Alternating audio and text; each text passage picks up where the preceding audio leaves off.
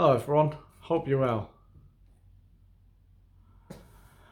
I just wanted to pop on and make a little video about the top 3 things, in my opinion, that if you're dealing with anxiety or panic attacks or extreme stress or anything, the top 3 things, in my opinion, that are gonna make a difference to you.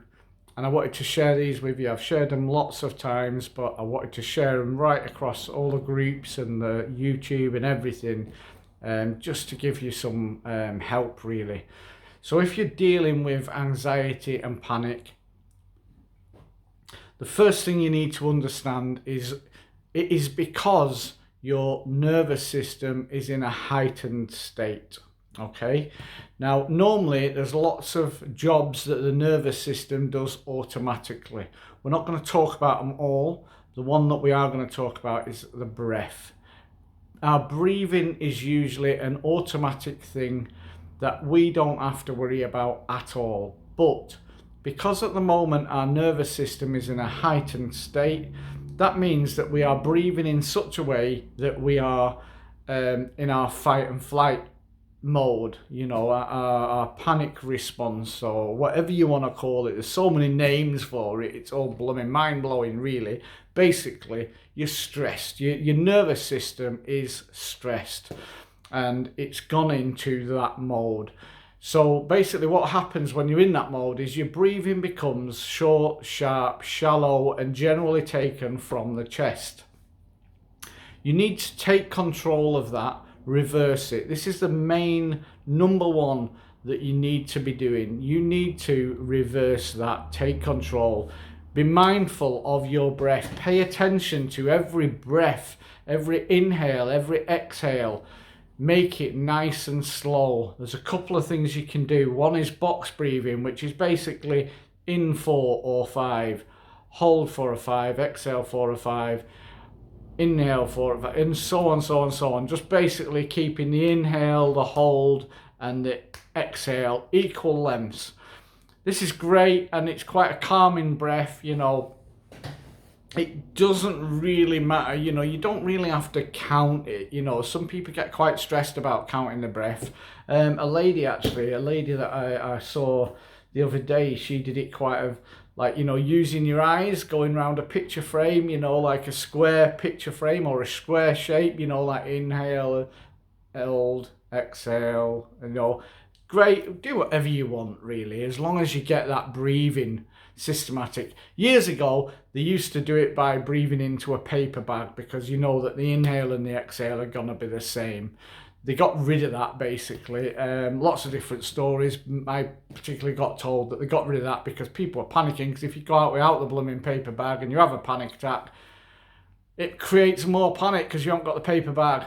You don't need the paper bag. All you need to do is regulate your breathing and be mindful of your breathing. But don't just do this when you're having a panic attack or whether you're in heightened state of anxiety.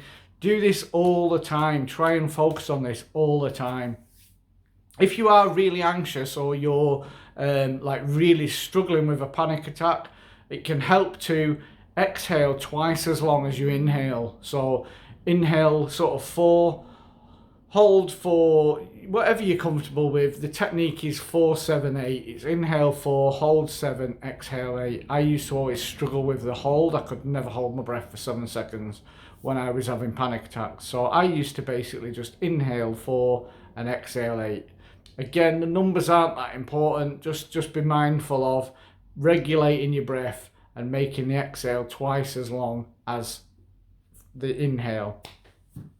That's your number one. So the 2 things there are box breathing and 4, 7, 8 breathing. Like I say, watch the videos on them. There's loads on YouTube. Make your own twist to them. Make them comfortable for you. But basically, be in control of your breath. Do not let your nervous system be in control of your breathing, because I can tell you now it's going to be short, sharp, and it's going to be from the chest. Another great thing with the breath, if you can, as you're controlling your breathing, is begin to breathe from your diaphragm. That's your belly. That is the correct way of breathing. If you watch your dog, if you watch your newborn child, or any that hasn't performed bad habits, if you watch them breathe, you will find that they're breathing from the belly, and that's exactly where you're meant to be breathing from as well. But we don't. We do this like breathing from our chest. A simple way of testing that is hand on belly, hand on chest, and as you breathe, it should be the hand on your belly that moves. This one should stay still all the time, really. You know, another one, when you're breathing from your chest, you'll find, I think I even struggle to breathe from a chest now, but yeah, there you go. Right, so when you breathe from your chest, you find your shoulders go up and down as well, you know, and this is what creates a lot of tension and everything in your shoulders. So yeah, get breathing from your belly. That's the correct way to breathe. I don't want to make this a long video, so jumping on to number 2 is body. Check in with yourself, relax your body. You'll find that you'll be holding tension, forehead, jaw, shoulders, neck, sides can have tension, chest can have tension, buttocks, thighs, legs. You can hold tension anywhere. People tend to hold tension in different areas. A great way to release tension is one by one, or you can do it as a whole body. Just squeeze tight and really tense, squeeze your jaw and hold it for whatever you're comfortable with, 5 or 10 seconds, and then release. Keep doing that until your whole body flops like jelly. A great way of releasing tension. Another way of releasing tension is while you're doing your breathing exercise, while you're paying attention to your breath, breathe into the area that's sore. So if your shoulders are sore, just think of your shoulders as you breathe in, and you'll pay attention to it. And as you go on, you'll feel them begin to melt. The muscles begin to relax. Drop your shoulders, put them back, and you know, it really does work. But you've got to check in with this. You've got to be doing it regular. The more regular you can do it, the better behavior you're learning your muscles. You know, you're retraining your muscles. So that's number 2. Number 3 is the good old classic. Talk to yourself like you would a best friend, feeling and experiencing what you're feeling and experiencing. We're so hard on ourselves. We call ourselves all sorts of names. It's crazy, honestly.